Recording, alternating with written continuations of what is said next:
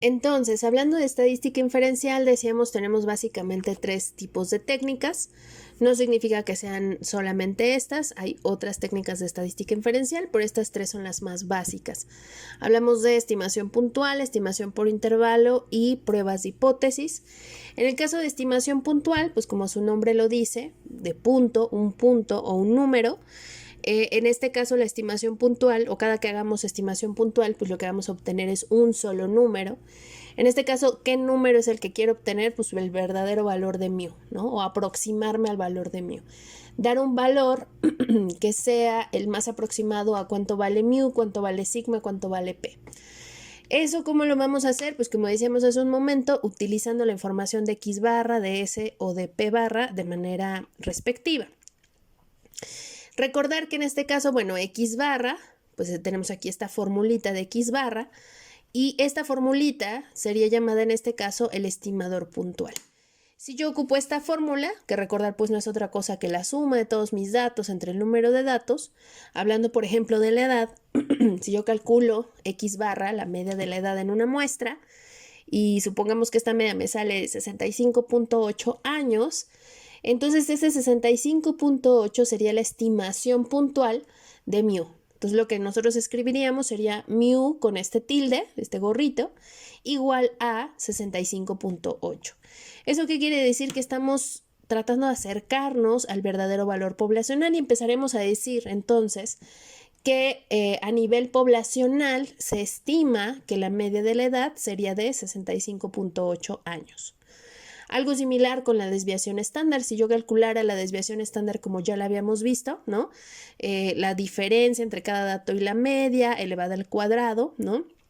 La suma o casi el promedio de esas diferencias y luego le sacamos raíz cuadrada. Si nosotros hacemos todas esas operaciones, pues de entrada esta fórmula se llama estimador puntual. Y una vez que nosotros la calculamos, por ejemplo, si nos da, digamos, 3.5, ya al hacer todas las operaciones, pues ese 3.5 sería la estimación de la desviación estándar poblacional. Es decir, ya no solo digo que en la muestra la desviación estándar es 3.5. Ahora digo que se estima que a nivel poblacional la desviación estándar de la edad es de 3.5 años. Ya lo estoy llamando de una manera o ya en un nivel poblacional. Lo mismo con la proporción. Para calcular una proporción no necesito más que dividir el número de individuos que cumplen con una condición entre el total de individuos de la muestra. Eso a nivel muestral, ¿no?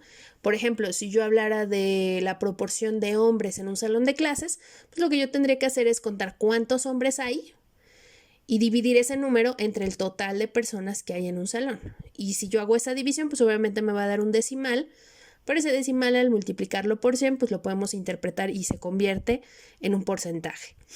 Entonces, ese porcentaje, esa proporción, la podríamos usar como estimación de la proporción poblacional. Si, por ejemplo, aquí nos saliera 15%, pues yo lo que diría es que entonces se estima que a nivel poblacional la proporción de hombres es del 15%. Y listo, ¿no? Esa sería hacer estimación puntual. Así de inmediato, así de fácil. Es simplemente, y de manera, repito, muy resumida y de manera muy práctica, es calcular los estimadores puntuales, los estimadores en la muestra, y esos valores que obtenga pues ya son las estimaciones del parámetro poblacional. Sin embargo, pues esta técnica, pues en esencia es como casi que adivinar, ¿no? Porque estamos diciendo que a nivel poblacional, pues la media de la edad está cerca de 65.8 años, pero pues no puedo saber si efectivamente me estoy acercando o no. Lo mismo con la desviación estándar y lo mismo con P. Es decir, yo puedo arrojar ese número como estimación, pero en realidad no tengo alguna certeza mayor de que efectivamente ese valor se está acercando. No sé qué tanto me estoy acercando o en realidad qué tanto estoy lejos. E incluso, ¿qué tal si la muestra con la cual yo estoy obteniendo eso es una muestra o no es la mejor muestra, ¿no? Y estos valores entonces van a estar mal estimados. En fin, hay muchas razones por las cuales pensar que este proceso puede no ser el mejor, ¿no? En muchas ocasiones se hace esta analogía, que hacer estimación puntual en muchas ocasiones es tratar de atinarle un blanco. En este caso, tratar de atinarle al valor poblacional, pero pues con los ojos vendados, ¿no? En realidad yo no sé si efectivamente le estoy atinando o no, ¿no? Entonces aquí, como dice, pues en muchas ocasiones se percibe a la estimación puntual como el fino arte de adivinar. Obviamente, esto no quiere decir que no sirva, claramente sirve y funciona, sin embargo, pues es limitado.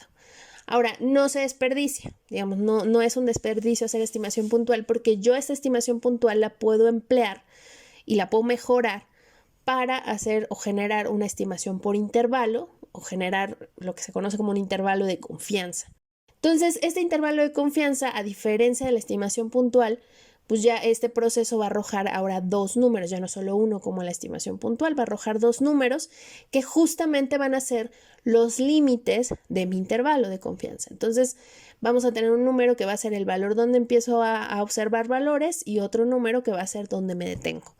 Obviamente un intervalo de confianza pues básicamente es un conjunto de números, no es solamente considerar el primer número y el último, sino es considerar todos los que están en medio. Entonces, básicamente estos dos números pues contemplan este conjunto de posibles candidatos del valor poblacional y pues obviamente lo que, digamos, de manera muy general para obtener este intervalo de confianza, lo que se hace es que a la estimación puntual se le suma y se le resta un margen de error. Aquí no vamos a discutir cómo se construye este margen de error, digamos, hay diferentes formas de expresar este margen de error dependiendo del estimador que nosotros queremos calcular o dependiendo de la estimación a la que queremos llegar.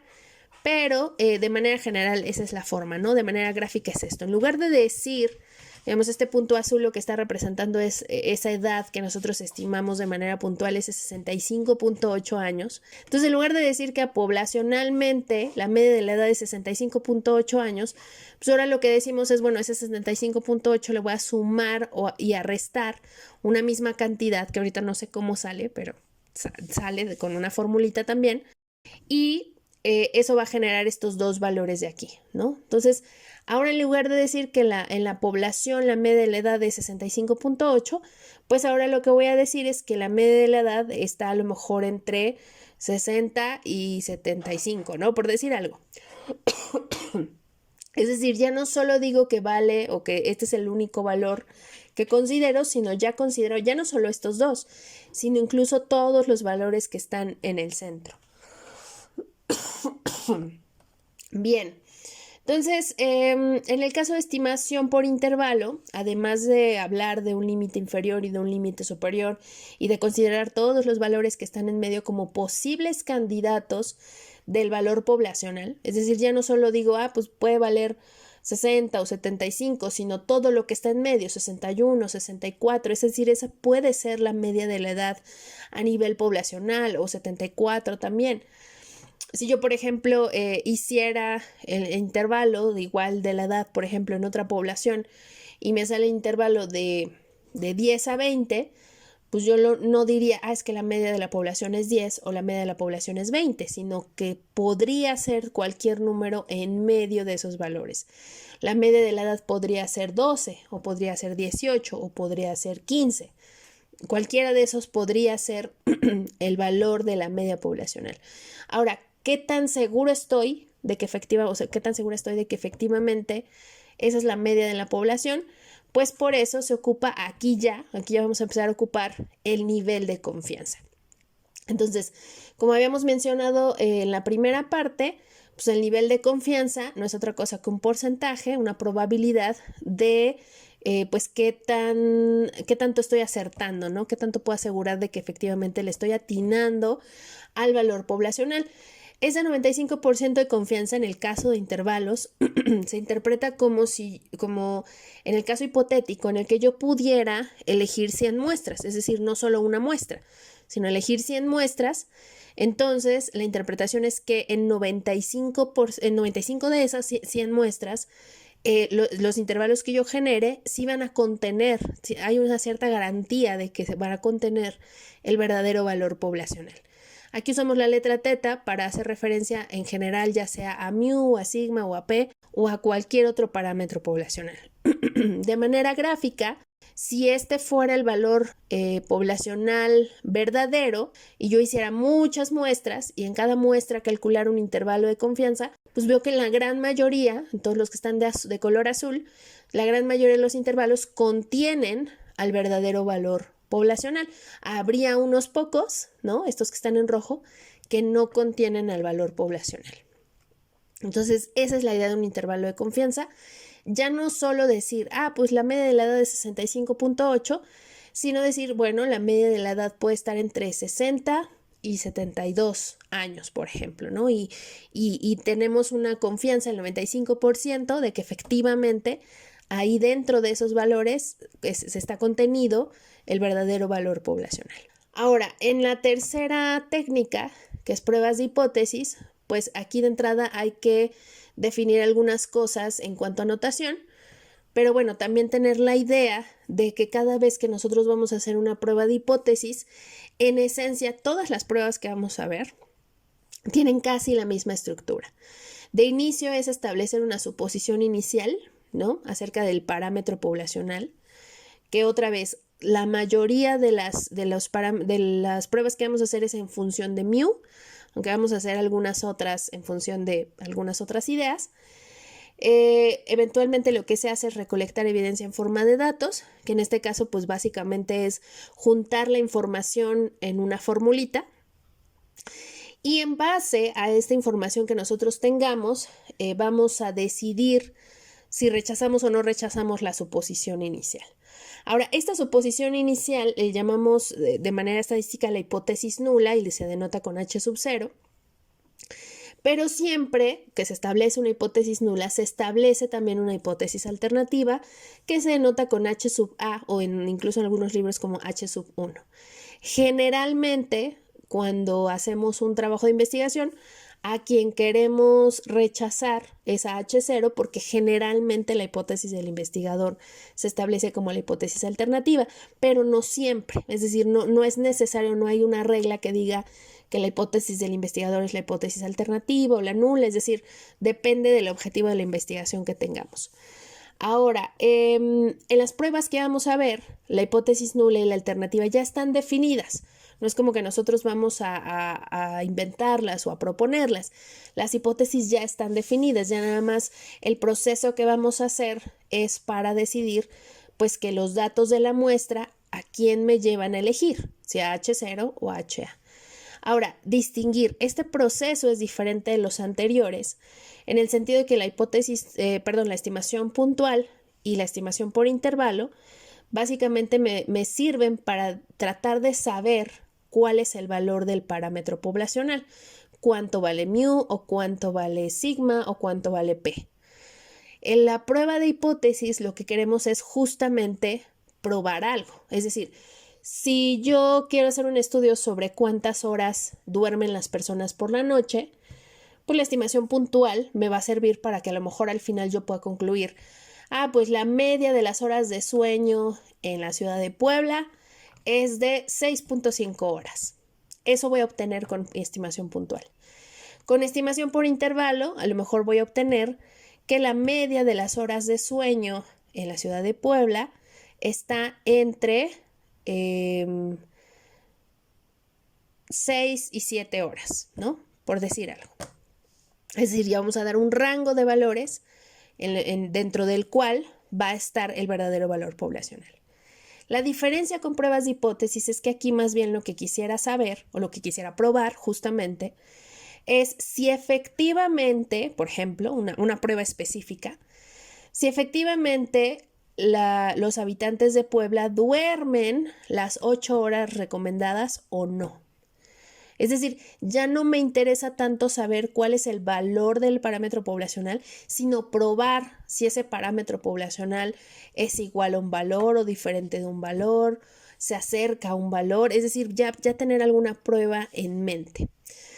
Entonces, esa es la diferencia con las técnicas anteriores. Ahora, una vez establecida H0 y HA, vamos a hacer o vamos a obtener un estadístico de prueba. En términos muy prácticos y muy generales, un estadístico de prueba es como una cápsula de información. Es decir, en este estadístico de prueba vamos a agregar la información de X barra, por ejemplo, la información de S, la información del tamaño de muestra. Es decir, vamos a agregar los elementos de la muestra, toda la información de la muestra. Pero algo interesante, aquí además, en este estadístico de prueba, de manera general vamos a establecer también o vamos a agregar también la información de la hipótesis nula, es decir, la vamos a suponer como si esta fuera cierta. Entonces, esta información la vamos a tomar como verdadera y la vamos a agregar también aquí en el estadístico de prueba. Una vez que nosotros obtenemos el estadístico de prueba, hay dos formas en la que vamos a tomar la decisión. ¿Cuál decisión? Pues de con cuál me quedo, con H0 o con HA. Básicamente es lo que quiero saber. La muestra hacia quién más apoya, es decir, los datos que estoy obteniendo muestran evidencia a favor de quién, de H0 o de HA, y poder dar una conclusión acerca del parámetro poblacional. Es decir, en el caso del ejemplo que mencionaba hace un momento, efectivamente las personas de Puebla duermen 8 horas o duermen menos de 8 horas o más de 8 horas en promedio. Es decir, ya quiero tener una conclusión y para tener una conclusión necesito decidirme por una de estas dos y para decidirme por una de estas dos necesito aplicar alguno de estos dos enfoques, el enfoque de la región de rechazo o el enfoque del valor P. Cualquiera de los dos es equivalente, digamos, con los dos voy a llegar a la misma conclusión. Ahora, en el caso de la región de rechazo, lo que se hace es buscar un valor crítico, que ya definimos en la parte 1 qué es un valor crítico. Buscamos un valor crítico y ese valor crítico define un área, ¿no? Así como lo veíamos en nuestra gráfica de la curva normal. Y esa área es justamente una región de rechazo. Lo que hacemos es ver si este estadístico de prueba cae o no en esa región de rechazo. Ese enfoque de la región de rechazo generalmente se usa cuando vemos pruebas de hipótesis de manera manual, es decir, lo hacemos, ¿no?, con lápiz y papel. Podemos visualizar de manera como más inmediata esta región de rechazo. Sin embargo, cuando usamos paquetes estadísticos, pues por lo general lo que pasa es que si nosotros ejecutamos una prueba de hipótesis, pues el paquete estadístico nos va a devolver un valor P, ¿no? Entonces ahorita vamos a mencionar un poco acerca de estas dos. Ahora, de manera general, cada vez que hacemos una prueba de hipótesis, pues obviamente es lógico que haya cierta probabilidad de error. Entonces tenemos dos tipos de errores, el error tipo 1 y el error tipo 2, que son errores teóricos. De manera teórica estamos tomando en cuenta que podemos cometer alguno de estos dos errores. En el caso del error tipo 1, pues sucede cuando rechazamos la hipótesis nula.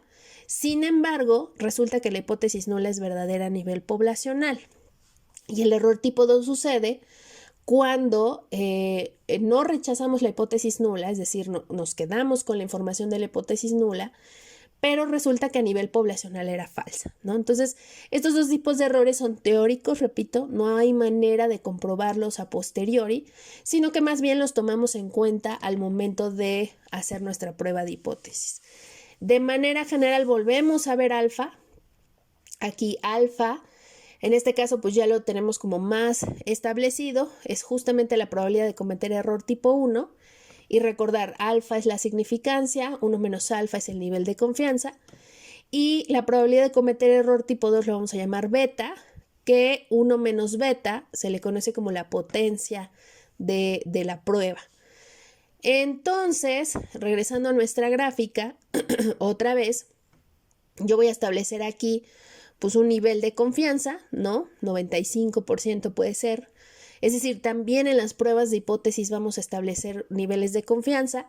Es decir, qué tan seguro es que efectivamente la conclusión a la que yo llegué es cierta a nivel poblacional o no. Y de igual manera vamos a tener el nivel de confianza en la parte central y alfa, la significancia, la vamos a repartir entre estas dos orillas. Ahorita ya la vamos a llamar colas, estas dos colas de la distribución. Entonces, como decíamos, tenemos dos enfoques para decidir si nos vamos a quedar con H0 o con HA. En el caso de la región de rechazo, como decíamos, generalmente es un enfoque que se da cuando hacemos el proceso a mano, ¿no?, con lápiz y papel. Pero, pues como nosotros lo vamos a ver en paquete estadístico, pues en este caso es importante entender qué es esto del valor P. Entonces, el valor P Si ustedes van a los libros de estadística, pues hay un montón de definiciones del valor P. Aquí presento dos, por ejemplo. Vamos a darle una pequeña leída. Aquí el valor P dice es el nivel de significancia alfa más pequeño que nos lleva a rechazar la hipótesis nula. Ok, otra definición es que es la probabilidad de que observemos un estadístico más extremo del que observamos si la hipótesis nula fuera cierta. Entonces, el gran problema con la definición del valor P es que si nosotros la leemos así, sin ningún otro antecedente, es muy difícil de entender. Digamos, es un concepto de pronto muy teórico, ¿no? Que de pronto necesitamos cierta ayuda visual, ¿no? Entonces, aquí también tenemos otra definición. El valor P nos muestra la probabilidad de haber obtenido el resultado que hemos obtenido si suponemos que la hipótesis nula es cierta. Entonces, aquí quiero resaltar algo que ya venía también en la otra definición. El valor P, o cualquier valor P, es una probabilidad. Entonces, en ese sentido, al ser una probabilidad, significa que es un número que va a estar entre 0 y 1, digamos en forma decimal. Obviamente nosotros estamos acostumbrados a ver la probabilidad como un porcentaje, pero ese porcentaje pues lo podemos expresar como decimal. Si hablamos de un 55%, pues en decimales es 0.55, ¿no? Si hablamos de un 0%, pues es 0. Si hablamos de un 100% es 1, ¿no? Entonces el valor P siempre va a ser un valor decimal, ¿no? Siempre nos lo va a arrojar el paquete estadístico como un decimal y se puede interpretar como una probabilidad. Ahora, otra cosa importante aquí es hablar de que estamos suponiendo que la hipótesis nula es cierta. Y lo que decíamos al inicio, pues efectivamente lo que vamos a hacer es que en este proceso de prueba de hipótesis, lo que vamos a hacer es suponer que esta hipótesis nula es verdadera y este valor lo vamos a usar en el estadístico de prueba. Entonces, a eso nos referimos con suponer que la hipótesis nula es cierta. Ahora, este valor P entonces es una probabilidad, entonces dice acá haber obtenido el resultado que hemos obtenido. También en el anterior hablaba de un estadístico más extremo. ¿Qué quiere decir? Pues que nosotros vamos a obtener, decíamos, este elemento que es el estadístico de prueba, que decíamos de manera práctica no es otra cosa que una fórmula. Entonces en esa fórmula agregamos toda la información de la muestra, agregamos la información de la hipótesis nula, suponiendo que la vamos a suponer como verdadera, pero al final del día esta fórmula nos va a devolver un número. Entonces, ese número es el que vamos a buscar en una gráfica. Es decir, si regresamos a nuestra gráfica aquí, si por ejemplo el estadístico de prueba nos diera 2.8, vamos a movernos a 2.8, vamos a dejar este para allá, 2.8, entonces, ¿cuál es la probabilidad de haber obtenido ese número? 2.8 está muy... ahí está. ¿Cuál es la probabilidad de obtener ese número o uno más alejado? Aquí tenemos esa probabilidad, 0.0027. Ese sería mi valor P. Mi valor P es esta área. Si el estadístico de prueba me hubiera dado, por ejemplo, menos 1.5, porque puede dar el valor del estadístico de prueba me puede dar positivo o negativo sin problema. ¿Cuál es la probabilidad de obtener menos 1.5 o un valor más extremo? Aquí ya no me deja irme más para allá. Pero bueno, esta área que estoy iluminando de color verde sería mi valor P, es la probabilidad de obtener este número o un valor más extremo. Y recordar, este número lo obtuve también, digamos, usando la información de la muestra y suponiendo que la hipótesis nula era verdadera. ¿Cuál es esa probabilidad? Es esta, 0.0658. Es decir, tengo un 6% de probabilidad de obtener este número o uno más extremo con la suposición de que la hipótesis nula es cierta. Entonces, como que esto de la hipótesis nula va siendo como algo constante. Entonces, ¿esto qué quiere decir? Podemos interpretar el valor P como una probabilidad que nos dé evidencia a favor de la hipótesis nula. ¿Eso qué quiere decir? Que si nosotros vemos valores grandes de P, vamos a interpretar eso como que entonces los datos nos están dando mucha evidencia a favor de la hipótesis nula. y valores pequeños de P nos estarán dando poca evidencia a favor de la hipótesis nula. Si tengo valores grandes de P y tengo mucha evidencia a favor de H0, pues entonces mi decisión será quedarme con H0, ¿no? Y si tengo valores pequeños de P, eso significa que hay poca evidencia de los datos que apoyen la hipótesis nula, y entonces voy a rechazar esa hipótesis nula en favor de la hipótesis alternativa. Ahora, ¿qué es pequeño y qué es grande? ¿No? O sea, ¿en qué sentido voy a saber o hasta qué punto voy a saber que el valor de P es pequeño o el valor de P es grande? Básicamente con alfa. Alfa es quien va a decidir si el valor P es pequeño o es grande. Como decíamos acá, si el valor de P es pequeño, hay poca evidencia a favor de H0, vamos a rechazar H0 y nos vamos a quedar con la alternativa. Si el valor de P es pequeño, más pequeño que ¿quién? Que alfa. Entonces, ¿alfa cuánto va a valer? Pues habíamos puesto el ejemplo, si yo uso 95% de confianza, alfa vale 5%, que en términos decimales es 0.05. Entonces, si mi valor P es aún más pequeño que este 0.05, significa que no hay evidencia que apoye H0, hay poca evidencia que la apoye, entonces la voy a rechazar la hipótesis nula. Ahora, esta idea que tenemos aquí es casi que la regla general para decidir entre H0 y HA. A mí me gusta más usar este diagramita tan sencillo, en el que yo voy a suponer que esta recta es como una recta numérica. Y aquí en lugar de alfa, pues voy a poner su valor. Decíamos ahorita podría ser 0.05. Si el valor P está antes de este 0.05, significa que hay poca evidencia a favor de H0 y entonces me voy a quedar con HA. Si el valor P cae después de este 0.05, pues entonces me voy a quedar con H0.